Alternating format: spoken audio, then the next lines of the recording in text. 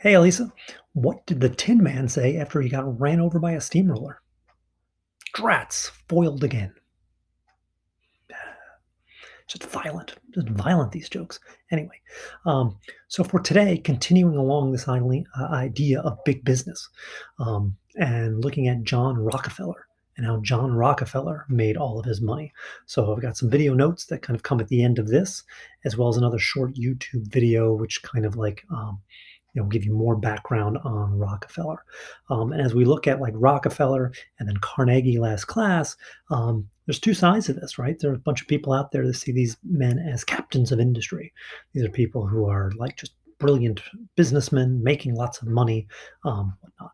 And there are others that kind of see them as being a little ruthless, taking advantage of their workers, taking advantage of a laissez-faire government, and that we shouldn't really like hold these guys up because they're kind of ruthless in terms of what they did to their workers and how they exploited them. So kind of keep that in mind as we talk about Rockefeller and hopefully Carnegie from last class. But yeah, so I hope all is well. Stay safe, stay smart, and talk to you guys later. So today we'll talk about John Rockefeller. John Rockefeller will not only become the richest man in the United States, but at one time, the richest man on the entire planet. Um, so, how did he make all of his money? Well, there's an added video which gives you some good background on his life, but the highlights here is oil. So for Andrew Carnegie, it was steel, right? Steel was how he made his fortune. For John Rockefeller, it's going to be oil. Now, he does not discover oil. He doesn't even mine for the oil or drill for the oil. Instead, he realizes that's a lot of work. That's hit and miss. That's a lot of risk. You're digging for oil. What if you find it? What if you don't find it? A lot of people went bankrupt desperately looking for oil. But once you got it out of the ground, it was worthless. You had to refine it. And so that is what he invested in, refineries, creating a company called Standard Oil in 1870 out in Cleveland. Now, oil was not kind of like what we think of today. So we think of oil today, we think of cars. In 1870, we don't have cars. So cars are a turn of the century type of thing. So we're about 40 years away before cars become, even a passing idea. So in 1870, oil was used as a heating source and as a lighting source and kerosene lamps and that type of stuff. Oil had been coming from whales. But the right whale had been almost hunted to extinction at this point, and whales were becoming harder and harder to find, and the price of oil was going up. And so when crude oil was found in the ground, there was already a demand, and now you have this burgeoning supply. And so Rockefeller sees an opportunity, and he invests in, again, the refining of oil to turn that oil into kerosene, heating and lighting oil. And so he practices something called horizontal consolidation, right? So this is different than what Andrew Carnegie did. So remember, Andrew Carnegie owned each of the steps to make a final product, right? So when we talk about Carnegie, you have several steps to make, steel. He owned something from each of the steps. This way, he didn't have to go out and pay someone else for any of his ingredients to make steel, right? That's vertical consolidation, right? So think of it as a list on a menu. He owns, rather on a recipe. As you go down the list, right? He owns everything in the list. That's not what Rockefeller does, at least not at the start. Rockefeller's start is horizontal consolidation. Basically, this is a monopoly. He picks one part of the process and controls that part of the process.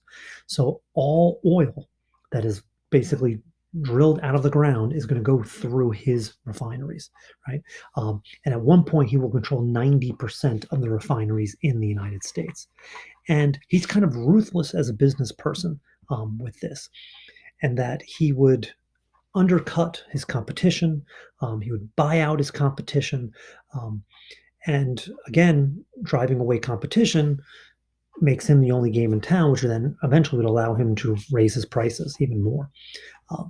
And then once he has cornered the market on refineries, he then starts, moving past horizontal consolidation and starts moving towards vertical. So he starts marketing his own products. And so he also was the first businessman to truly understand the idea of modern advertising.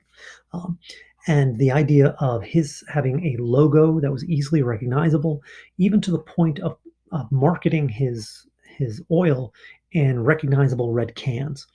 So, I mean, I tell a story of going to the grocery store with my daughter when my daughter was maybe 1 years old, and telling my daughter in the soda aisle to go, taking her out of the cart and having her go get a bottle of Coke.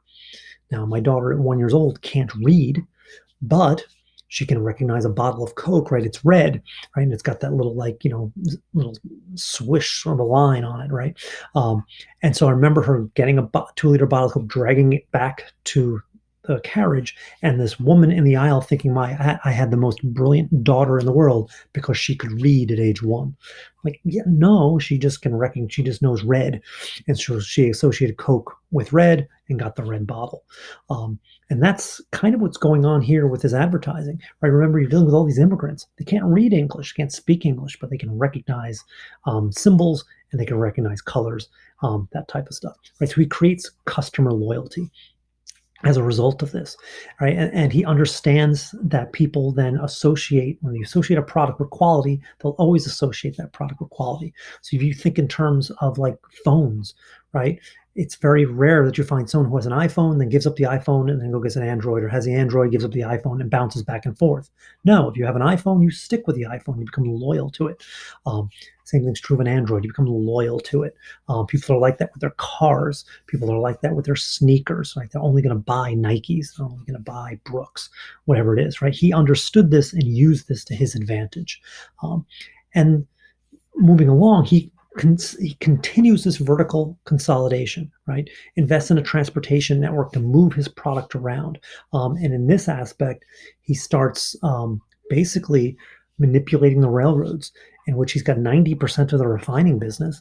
Right? He can demand whatever price he wants from the railroads because the railroads need his business. So he can get a cheaper price to use the railroads. And of course, his competitors can't get that cheap price. It helps him undercut them. And of course, he can sell his product um, at a better price. So he called this systematizing. When you have horizontal control, all the refineries, and then start investing in vertical, when you've got horizontal and vertical, he called that systematizing. And that wasn't enough for him. He then went to trusts. And so a trust is basically when you have one managing board of directors that controls lots of different companies. And of course, those different companies don't seem like they might be connected. So, an example of this might be like Disney.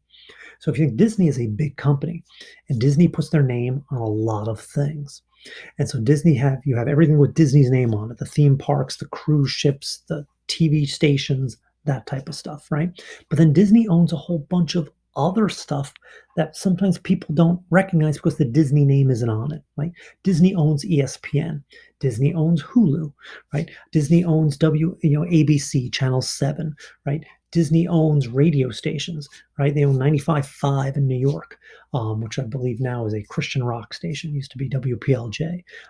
They own all these little things. They own Marvel. They own Lucasfilm, right? They own all these things now that like it'd be easy to forget they're not Disney, because they don't blatantly put their name on these things. Um, and of course, that is a way. So if someone is not a huge fan of Disney, they can still get around this. Like I remember a friend of mine who didn't like Coke, thought Coke was a big, giant, evil company. So instead, he was going to drink Sprite. And we didn't have to hard to tell them that Coke also made Sprite. They owned Sprite, right? So it's that type of thing. So it isn't called Coca-Cola Sprite or something. Coke doesn't put their name on Sprite. They want you to think it's a separate company, separate from Coke. This way, if you don't like Coke, you could still like Sprite. And then later on, you find out, oh my goodness, they're owned by the same person, right? That's what a trust is. Okay. And so this is systematizing. And this gives Rockefeller tremendous power, right? I mean, you can imagine just the stranglehold he has on industry at this time. And this was not popular. So a lot of people that didn't like him, and so they saw Standard Oil was sometimes called the octopus because they had their hands in everything. If you look at this political cartoon, you see the tentacles of the octopus, wrapping around the White House, going towards the Capitol, that type of thing. That Standard Oil was kind of everywhere, and eventually the government has to do something about it, and they break it up into smaller companies. But of course, when you break it up into smaller companies, Rockefeller still even benefited from that.